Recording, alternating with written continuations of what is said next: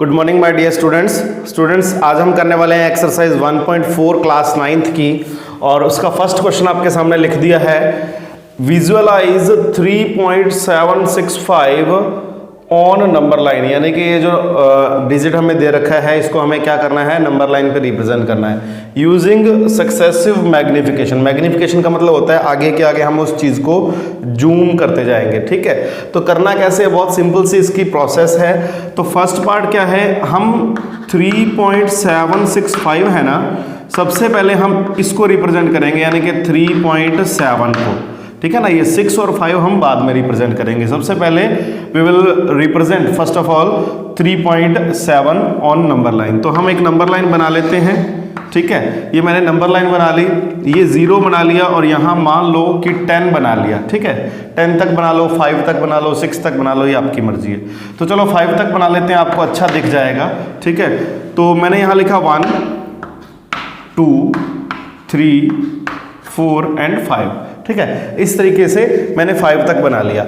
अब हमारा जो 3.7 है वो किसके बीच में है, 3 और 4 के बीच में है, ये तो हमें पता है। तो जो 3 और 4 के बीच में है इसमें मैं 1 2 3 4 5 6 7 8 9 और 10 इस तरीके से बना सकता हूं, यानी कि 3 और 4 के बीच में मैंने 10 पार्ट्स कर लिए उसके। ठीक है, तो ये 3.1 हो गया, 3.2 3.3 3.4 3.5 3.6 3.7 3.8 3.9 3.10 यानी कि 4। ठीक है ना, तो ये आपका क्या है, ये 7th जो पॉइंट होगा यहां हम मार्क कर सकते हैं 3.7। ये बात आपको समझ में आ गई कि जो 3.7 है वो 3 और 4 के बीच में है और हम यहाँ 7th पॉइंट को हाईलाइट करके लिख सकते हैं 3.7। इतनी बात समझ में आ गई। अब हम इसके इधर वाले पोर्शन को हम छोड़ देंगे, यानी कि इग्नोर कर देंगे। ये जो इतना पोर्शन है हम इसको जूम करेंगे, यानी कि मैंने इसको मैग्नीफाई किया यहां से यहां तक। अब मैंने एक नंबर लाइन बनाई। ठीक है, अब मैंने एक नंबर लाइन बनाई जिसको मैं लिखूंगा यहां, ये जो मेरा स्टार्ट होगा ये होगा 3.7 से लेके 3.8 तक, यानी कि ये जो पोर्शन है ना ये वाला सिर्फ इतना, ये 3.7 था और ये क्या था 3.8 था।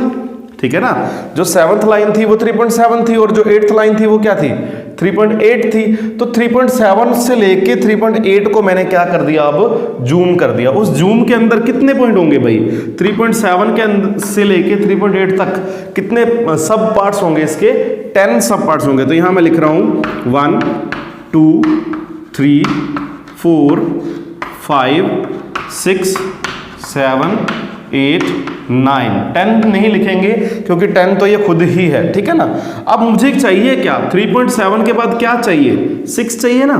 तो ये 3.7 है, ये 6 है, इस पॉइंट को मैं हाईलाइट करके लिख सकता हूं 3.76। इतनी बात समझ में आ गई आपको। ये 3.7 है, उसके बाद ये 3.71 है, ये 3.72 है, ये 3.73 है, ये 3.74 है, फिर 5 है, फिर 6 है। तो ये आपका 3.76 हो गया। ठीक है, अब हमें आगे क्या चाहिए, 5 और चाहिए।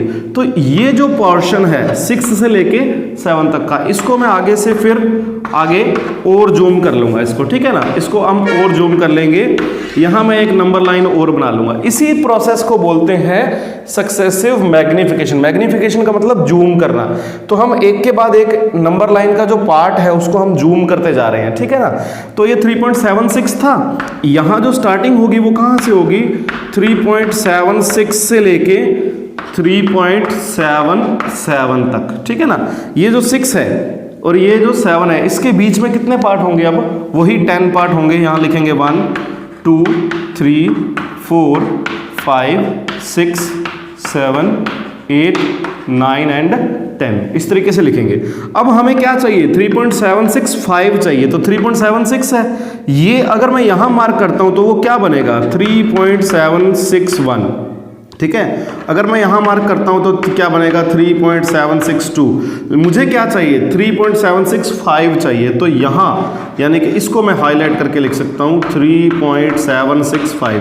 देखिए ये 3.76 तो ऑलरेडी है ही है, ये जो 6 के बाद 5 पॉइंट है, 5th पॉइंट है, इसको मैं जूम करके लिख सकता हूँ। ये आपका जो है वो फाइनल आंसर है, यानी कि इस नंबर लाइन पे ये जो पॉइंट है किसको रिप्रेजेंट करता है, 3.765 को। तो ये आपका 1.4 का फर्स्ट क्वेश्चन।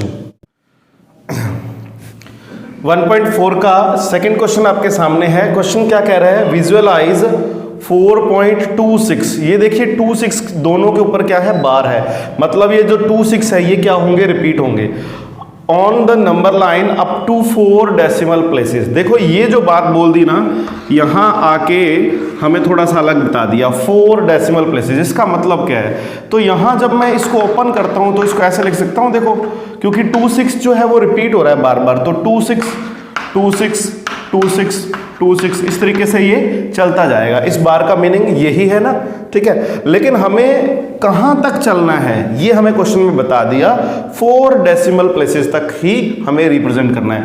तो पॉइंट के बाद 1 2 3 4 यहाँ तक हमें रिप्रेजेंट करना है, इसके बाद हमें कुछ भी रिप्रेजेंट नहीं करना है, ठीक है ना। तो ये जो डिजिट है हमारी फाइनल डिजिट है, जिसको हमें नंबर लाइन पे सक्सेसिव मैग्निफिकेशन से रिप्रेजेंट करना है।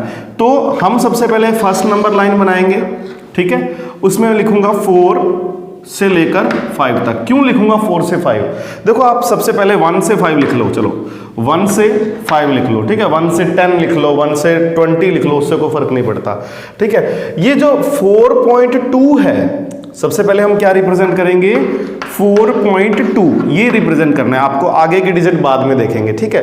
तो ये जो 4.2 है किसके बीच में है, 4 और 5 के बीच में। तो ये जो 1 से लेके 5 तक है, इसमें मैं क्या लिख सकता हूँ, 2 3 4, ठीक है। इस तरीके से, यानी कि इसको थोड़ा सा मैनेज कर लेते हैं, इसको बैलेंस कर लेते हैं ताकि सारे पार्ट क्या लगें, बराबर लगें आपके। तो ये आपका 4 से लेके 5 तक के बीच में आ गया, ठीक है। अब देखिए 4.2 है, यानी कि 4 से लेके 5 के बीच में कितनी नंबर लाइन होंगी, 10 लाइंस होंगी। जैसे 1 2 3 4 5 6 7 8 9 10, ठीक है। तो ये 4.2, ये जो सेकंड लाइन है आपकी यहाँ होगा 4.2। ये बात समझ में आ गई आपको, क्योंकि जो फर्स्ट लाइन है वो किसको रिप्रेजेंट करती है, 4.1 को। सेकंड लाइन किसको रिप्रेजेंट करेगी, 4.2 को। थर्ड लाइन किसको रिप्रेजेंट करेगी, 4.3 को। इस तरीके से ये चीजें जो है रिप्रेजेंट होती जाएंगी, ठीक है। तो अब हम 4.2 के बाद मुझे क्या रिप्रेजेंट करना है, 6। मुझे अब रिप्रेजेंट करना है 4.26, ये चीज मुझे रिप्रेजेंट करनी है। 2 तक तो कर दिया, अब किसको रिप्रेजेंट करना है, 6 को। तो ये जो पार्ट है ये वाला 4.2 से लेके 4.3 के बीच में, उसको मैं मैग्नीफाई कर देता हूँ, यानी कि जूम कर देता हूँ। मैंने यहाँ लिखा 4.2 और मैंने यहाँ लिखा 4.3, ठीक है ना। 4.2 से लेके 3 के बीच में कितने पार्ट होंगे, 10 पार्ट। तो यहाँ मैं लिख रहा हूँ 1 2 3 4 5 6 7 8 9, ये आपका 10th पार्ट हो गया। मुझे रिप्रेजेंट करना है 4.26। ये देखो अगर मैं इसको फर्स्ट लाइन को रिप्रेजेंट करूं तो क्या बनेगा, 4.21। 4.2 ऑलरेडी है, ये 1 आ गया, ठीक है। फिर इसको रिप्रेजेंट करूंगा तो 4.22। मुझे क्या रिप्रेजेंट करना है, 6। तो मैं डायरेक्ट यहां आ जाता हूं 4.26। बात समझ में आ गई आपको, ये 4.26। अब ये 6 और 7 वाला, इसको हम मैग्नीफाई कर देते हैं, इसको हम जूम कर देते हैं। यानी कि मैं यहाँ क्या लिखूंगा, 4.26 तो ऑलरेडी है, 4.26, और अगर ये 7th पॉइंट होता तो इसको क्या लिखते, 4.27। ये बात समझ में आ गई। लेकिन मुझे क्या करना है, 4.26 के बाद वापस क्या चाहिए, 2 चाहिए। तो मुझे रिप्रेजेंट करना है 4.262 थर्ड डेसिमल प्लेसेस के लिए। तो इसके अंदर भी मुझे क्या करने हैं, 10 लाइन्स बनानी है, 1 2 3 4 5 6 7 8 9 एंड 10th जो है वो खुद ही होती है। तो अब मुझे 4.26 तो है मेरे पास, मुझे क्या चाहिए, 2। इसको डायरेक्ट मैं मैग्नीफाई करके लिख दूंगा, यानी कि इसको इंडिकेट करके लिख दूंगा। यहाँ लिख दूंगा 4.262। ये क्या था, 4.261। ये क्या है, 4.263, ठीक है ना। तो अब हम इसको और जूम कर लेंगे, सेकंड और थर्ड पार्ट को। यहाँ फिर एक नंबर लाइन बनाएंगे, क्योंकि आगे 2 के बाद मुझे क्या चाहिए, 4th डेसिमल के लिए। इतना रिप्रेजेंट हो गया ना 4.262। अब मुझे क्या चाहिए, 4.2626। ये लास्ट वाला जो 6 है वो अब रिप्रेजेंट करेंगे। तो यहाँ ये जो नंबर है ये क्या है, 4.262, और ये जो है वो क्या है, 3 है। यानी कि 4.262 3, इसके बीच में आएगा ये नंबर। तो यहाँ भी वही 10 लाइंस बनाएंगे, 1 2 3 4 5 6 7 8 9, ठीक है, ये हो गया।